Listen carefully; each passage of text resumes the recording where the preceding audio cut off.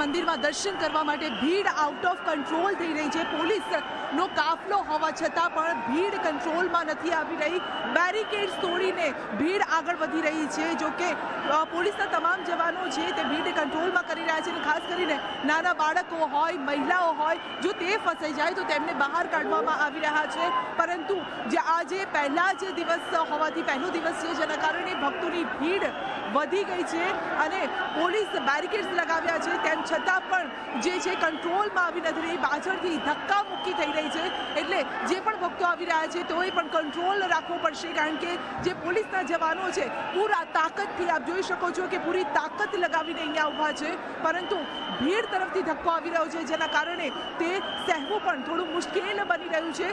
સતત તેમને સમજાવવામાં આવી રહ્યા છે, બે લાઉડ સ્પીકર અહીંયા છે, તેમ છતાં પણ ભક્તોની ભીડ છે તે અત્યારે આઉટ ઓફ કંટ્રોલ થઈ રહી છે, પરંતુ તેને કંટ્રોલમાં લેવા માટે યુપી પોલીસ સતત પ્રયત્નો કરી રહી છે।